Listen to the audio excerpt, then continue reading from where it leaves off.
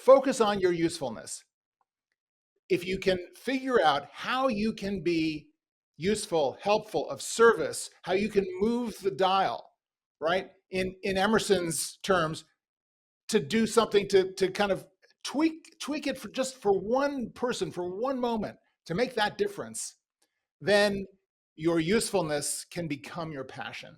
On confidence, I say confidence comes last. If you think that you're just waiting to feel more confident before you take this step, before you look for another job, before you embark on this new phase of your life, you're going to be waiting forever. All right, so John Tarnoff, you're in for a surprise today. How do you get confidence? Or is confidence a thing you actually even need? If you're waiting for the confidence to happen, you'll be waiting forever. Just do it. Feel the fear and do it anyway. The true gold in life and career starts on the inside. How does your usefulness become your passion rather than the other way around? Here's John Tarnoff. All right, so John, how would you define success? I like to, well, first of all, Brad, thanks for having me on. It's great to see you and talk to your listeners. I hope I can be helpful here. Success for me always goes back to the great Emerson quote, right? I'm sure people will talk about this on your podcast a lot, but I kind of printed it out for today because I really want to kind of set the bar on this, because we are so often focused on the external aspects of success and the material aspects of success, particularly today. I think this is an important topic. So I'm just gonna read this for us all to remind us of the wisdom from Ralph Waldo Emerson. What is success? To laugh often and much, to win the respect of intelligent people and the affection of children, to earn the appreciation of honest critics and endure the betrayal of false friends, to appreciate the beauty, to find the best in others, to leave the world a bit better, whether by a healthy child, a garden patch, or a redeemed social condition, to know even one life has breathed easier because you have lived. This is to have succeeded. You know, it's interesting because when you go back to that, you think he must have put a lot of thought into it. But I guess, when you started in your entertainment career, it wasn't about that. What do you think it was as a young man? Like, what was success definition as a young man? Great question. So for me, it was always about curiosity. I was just kind of taken by the complexity of how things worked. And I was a kind of creative kid. I was a camera kid. I was always interested in tinkering with stuff. And I kind of got into it just by a fascination with the process. How does an image go from being out there to being on a picture, right? What is the process of that? And then expanding that out into moving pictures, how does that process happen? And this illusion that we've created through the technology to tell stories. So this complexity just really drove me to find out what it was all about. Yeah, the intrigue, the curiosity is found in so many successful people. How did your intrigue with that turn into your current intrigue? Like, take me on that journey of John moving from intrigued with that entertainment industry and now really more an inner game guy than the outer game. It really interesting because you would think from looking on the outside that what does being a film producer and a studio executive have to do with career coaching? And what I realized along the way was that where I started was this curiosity about, well, how does one script get made and another script not get made? What goes into that particular project? Is it the combination of a good writer? Is it the director? Is it the actor? The combination of all of these factors? What's the secret sauce? What are the criteria that you use? And everyone's got a different formula, which makes it very frustrating because at the end of the day, as the famous screenwriter William Goldman says at the beginning of his book, which I would advise for anyone who's interested in how this business runs, it's called Adventures in the Screen Trade. First thing he says is, nobody knows anything. And right, and that goes, I think, to the heart of it. You have to have a certain humility about this process. If you think you know how it works, you'll never figure it out. So the interesting thing for me was in my process, I went from this curiosity and fascination about how do I conquer this process? How do I figure out the formula?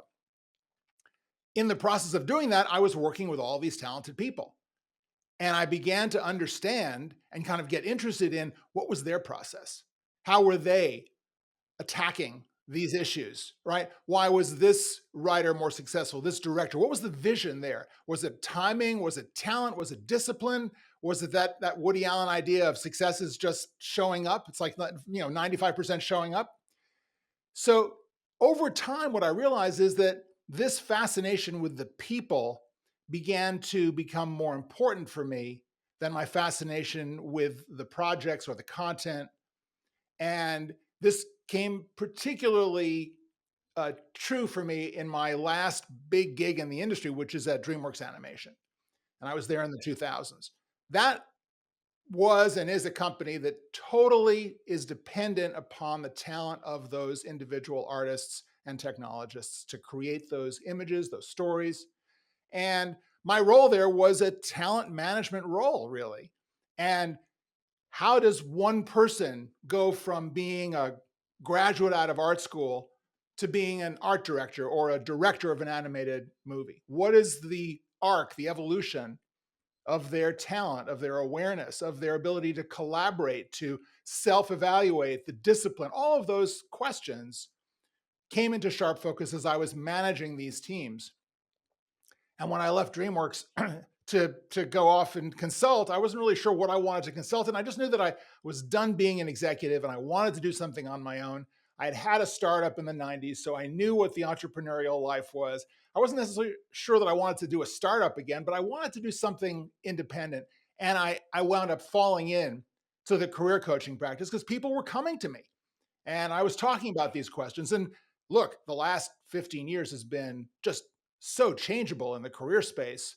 So many things happening, so many different approaches, so many conventional wisdoms dashed to the ground in this new environment. Here we are. Yeah, and I wanna go back to because, one of the things that I find more interesting in your perspectives is you hear a lot of people say, "Focus on your passion, focus on your passion." You're like, "No, focus on what you're good at, or focus on your usefulness," I think is your word. Tell me more about that philosophy. This is an idea. This is not my idea. I stole this idea from a venture capitalist named Ben Horowitz, who delivered this great commencement address at Columbia University. And the point is, if you subscribe to the Joseph Campbell notion of follow your bliss and the money will follow, Ben Horowitz's idea is, look, if you subscribe to that, that means that every contestant on American Idol is going to be a zillionaire, right? Because that's all they've got is their passion. Maybe they've got talent, but the passion alone is not going to carry you. And his prescription is focus on your usefulness. If you can figure out how you can be useful, helpful, of service, how you can move the dial, right? In Emerson's terms, to do something to kind of tweak it for just for one person for one moment to make that difference, then your usefulness can become your passion. It makes it simple, doesn't it? I mean, it it's a really interesting one that I think a lot of young people in particular get pushed down that road, and a lot of people going into their own business, and as you said, starting your consultancy, starting that thing, it's like, what do I enjoy? Well, it's more, what am I useful? Where can I add the most value? Because if you're adding the most value, you're making the most for other people and therefore yourself. So that brings me then to the thought of how do we, whether it's getting a job or whether it's as a consultant getting hired by a client, how do we attract rather than go after, chase, hunt down, etc.? Chasing after a job, a client, is a fool's errand because you're not starting from an inner place of foundation. And in everything that I do, I subscribe to this notion of inner to outer. This idea that your outer experience, whether that is success, whether that is traction in your business, your ability to sell, to land a deal, That outer experience is always a reflection of your inner reality. How do you feel about yourself? How aligned are you with the values that you hold? All these kinds of considerations. Self-knowledge, right? What are you good at? What are you not good at? Uh, all of these emotional intelligence questions, right? That's where you have to start. So if I start there, what are some of the most important questions I should be asking myself in order to start attracting that to me rather than chasing after, as we term it? I think there are two aspects to this. The fundamental aspect is to have an attitude of service. You always want to go in thinking, how can I serve this person? Whatever that conversation might be. It could be a friend, it could be a new contact, a client, it could be a boss, whomever that is. How can I serve this person in this situation? How can I help them be successful? And then the pathway to do that is to listen. We are really bad at listening, and we are very bad with silences, right? Very often, the magic in a conversation happens when you've had your say, the other person has had their say, and you want to give it a moment to settle and allow the process to take care of itself so that the next thought, the next idea emerges from this relationship that you're building. Got it. Got it. So if I'm sitting there thinking, and I'm really intrigued, John, because like I look back at the business you're in and the movie business. I know my wife was in the modeling business and selecting actors, selecting talent. It's like so 100% on we need this exact look and this exact frame and this height and this thing here. To now you're on the opposite side of that. And it's like, it's so much more about the human aspect behind everything in there. Do you think it's just you that shifted, or do you think the world shifted with you in that frame? I really don't know. I think certainly for me, it's been a maturation process, right? I mean, I think that for all of us, we get older, we start to put some things together. So, you're talking about the casting process.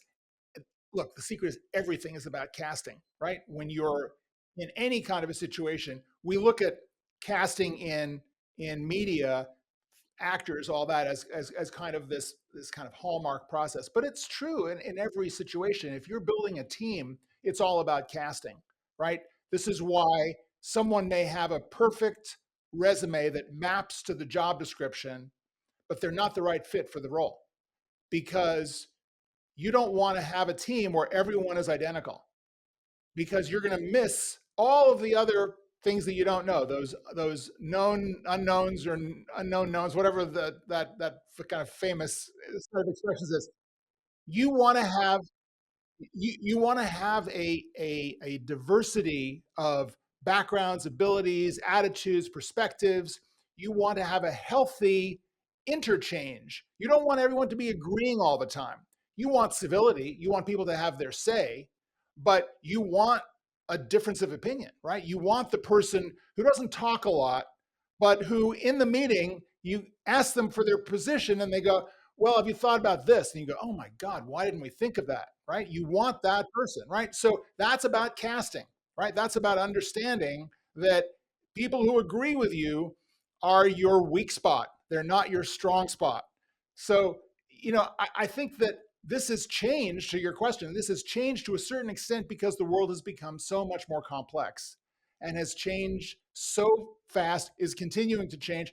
I mean, AI is the word of the year, right? It's going to completely upend our lives for the rest of humanity, perhaps. Uh, what are we doing to address that complexity? Yeah.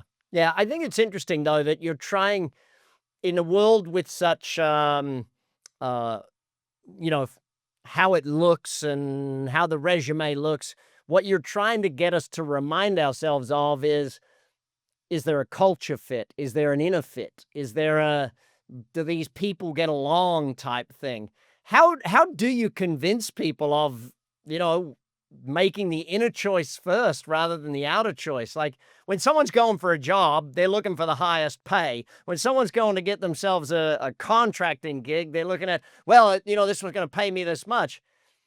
it's it's hard to say no sometimes on that, to go back to your innerness. How do you get someone to focus on that? Look, I think this comes from experience, and I think that there are. I'm working with a guy right now who's in his 30s, who comes out of investment banking, was in it for 10, 15 years, realized that he was fighting his way upstream every single day because he was not aligned with the values of the people on his team. He wanted to admire the people that he was working with. Instead, he found it distasteful. So this is a kind of a classic situation between people who are very material driven, externally driven, and people who recognize that the true gold in life and career starts on the inside. If you don't know yourself and balance that self-knowledge, the values that you have, with your external connections and process, you're not going to be successful. You may wind up at the end of your career with a lot of money, a lot of houses, but at the end of the day, when you get to your deathbed, it's the old cliche. No one says, "Oh, I regret the fact that I didn't make a lot of money." People say, "No, I regret the fact that I didn't have connections with my kids, right? That I didn't really work hard on my passion to, to live life, to travel, to breathe clean air, whatever that might be." Those are the regrets that people have. So knowing that, you can either look at that and go, "Oh, well, that's not really me. I don't care. I really want the money and I want it now and I want to retire early and all that." Okay. I have to say, I don't really spend too much time worrying about those people. I worry about the people who are going, I see that all this is going on, but I know there's got to be something more. How do I get to that something more? Yeah. Yeah, and I think that whether you own your own business, and it's probably harder, I guess, John, for those of us that own our own business, because we've signed on the dotted line to go down a certain road, and until we sell it, I guess, is the It's thing. it's hard. It's hard. I mean, I had a startup in the bubble in the 90s when it was very go-go. And we kind of rose up with the Nasdaq, and then the Nasdaq tanked in April of 2001, and everything fell out. All the investors went away. I mean, it was tough. And my partner and I were kind of looking at each other. We had built out this company over the last 5 years, and we had 50 people working for us at the peak. And at the end of the day, within the space of about a year, it was down to just the two of us again. We started in this little studio apartment in Venice, California, and built it up from there. And then at the end of the day, we were back to that apartment. So, and if you're going to look at that and say, "Well, I failed," that doesn't serve you, right? You have a question about the failure to success quotient. And I would say, first of all, that there is no failure. Failure is a judgment. It is subjective. One person's failure can be another man's success. You really want to look at your life as a set of experiences, and you want to be able to learn from the feedback that you're getting from those life experiences. What does this teach me? In that instance, when my startup blew up, I thought, I'm not going back to those movie business jobs that I had. I want to do something different. I don't know what it is. So I decided to go back to school, and I earned my psychology degree because I wanted to know more about me, about people, and change up my pitch, my patter, and that worked. See, to me, John, that story of changing your life midlife, changing your entire thing, that to me is a big part of success. I think a lot of people, they get stuck on the train tracks and they miss their success because they don't shift. They don't jump off that train. Now, I could say luckily or unluckily, but luckily, John, you were forced off that train. It's like, NASDAQ crash, tech bubble boom, done. You were forced to actually rethink. Do you think, actually, this is a tough question for you. Do you think if it hadn't, you would have just kept running? Maybe, maybe, but I think Look, I, I have the good fortune or the bad fortune to to have been buffeted about in my career. And I'm not sure what that's about, whether this is me just taking that curiosity beyond where it was safe. I think some of it has to do, maybe in retrospect, of being a little bit ADHD and not wanting to get bored. And when I got bored, my performance went down and I couldn't hide it. Right. So I got fired a lot, uh, either because I got bored and I found something else to do, or because I got bored and they didn't want me around anymore. So I'm not sure what the story is, but I think that the process of change and of changing yourself out, evolving, challenging yourself to get to the next level is really important today. And I would say that there used to be an industrial era model of career, and that had three phases. You get a good education, that entitles you to work for 40 years, and then you get to retire. That's gone, right? That doesn't exist anymore.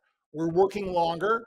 Wall Street Journal is talking about this idea of a 60-year career, but it's not a 60-year industrial era career where you get to work in this one field and you work for 40 years or 60 years in the same company or the same industry and then you're done, right? That is a factory model of a career. In the new model of the career, the first stage is not education, because education is lifelong. You're always going to be in school, basically. Self-knowledge. We talked about this before. Know who you are, know what you do well, know what you want to do, right? And then the second phase is generativity, constantly changing up this idea. How can I be useful today? It's going to change tomorrow. How can I be useful tomorrow? Where are things going? Where do I fit into this? Where do I keep delivering on a higher level? And then the third stage is not retirement, because, who wants to stop, right? There's too much going on, too much interesting stuff to do. You want to give back. That's the third stage. That's where the service really kicks in. So those are the new three stages. And in that generativity phase of your career is about portfolio.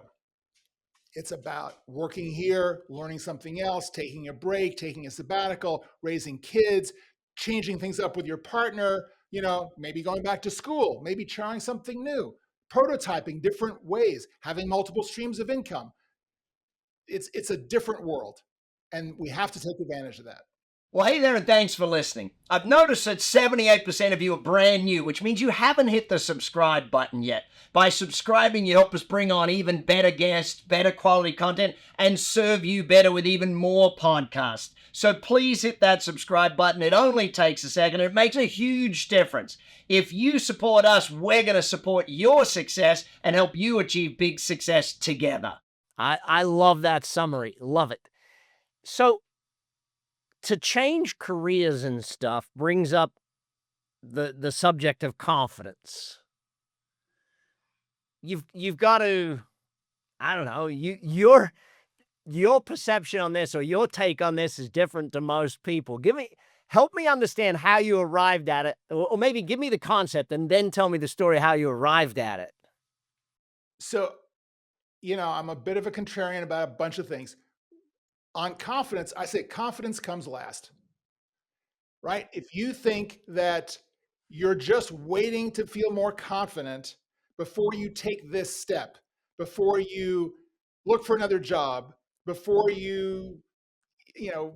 embark on this new phase of your life, you're going to be waiting forever, right? Confidence, and I think if you talk to a lot of entrepreneurs, they will not characterize themselves as confident. They may seem confident on the outside, but I would say for most of them, there is this real knot of fear inside them, but they are driven by their vision to move forward. And you'll ask them, well, how did you overcome this? You could have just stood by and let this wash over you, or let the failure wash you out. And they'll say it was never a choice. I had to do this. It doesn't feel like it was courageous or confident. I just had to do it. And that, I think, is an important lesson for all of us, that if you're waiting for the confidence to happen, you'll be waiting forever. Just do it, right? Feel the fear and do it anyway. It's an old line. Susan Jeffers wrote a great book, didn't she? You mentioned the word courageous in there. I've heard courage defined as, you can't have courage unless you do have fear, unless you do have doubt, sort of thing. When you're confronted with someone that is in that phase, John, how do you help them get through that phase? Or is there no helping them? Is it just the mother bird kicks you out of the nest sort of thing and you got to fly? What's the strategy there? I think it's an interesting question because, and I love the word courage because it comes from the French word cœur, which is heart, right? So if you're dealing with courage, you're dealing with your heart, with the love that you have inside yourself. And I think that love for self, not self-love in the sense of vanity or conceit, but a real sense of appreciation for the fact that you are a worthy person by definition, and that you deserve to have what you want. You deserve to live a life where you feel in balance, in sync, where you're able to, to move forward and try to do the things that you want to do. Starting from that place is what builds the courage, right? The courage comes out of a self-nurturing process where you believe that you're worthy, and that self-worth carries you forward to the point where you wake up in the morning and go, I'm going to do this today. I'm going to follow through on my plan today, because that courage is something that you express every day in small ways. Got it. So, final question then that I ask everyone on this podcast is, what was the best advice you ever got, or even the best quote you ever read on success? So you've given us the best quote. So what's the best advice you ever got on success? The quote that comes up, this is from an old teacher friend of mine who said, "God fires you from jobs you're too dumb to quit." Why is that your favorite? Why is that one it for you? Because obviously you've been fired that many damn times, John. Because it takes the stigma away from it, and it turns it into a bit of a joke. And the idea that,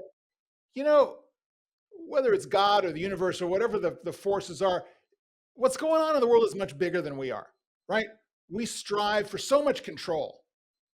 And really, how much control do we really have over what's going on the outside? So this idea that God fires you from jobs you're too dumb to quit. Let's get to the too dumb to quit part, right? Why do we stay stuck in a situation which we know is not right? So that is a reminder to me that I need to kind of question my situation every day. Am I doing what I love to do, what I want to do, what's being useful to other people? Am I being of service? Am I following my values every day? If I'm not, I need to address it, right? Because if I don't, the piano is gonna get dropped on my head. Absolutely. Hey, you're on the Big Success Podcast. I'm Brad Sugars. Hit the show notes. John Tarnoff. Follow, like, share, study, do all the things, and we'll be back next week with more of your success. You've been listening to the Big Success Podcast with the #1 business coach in the world, Brad Sugars. To learn more about how to achieve business and personal success, as well as how to level up or listen to past episodes, visit www.bradsugars.com.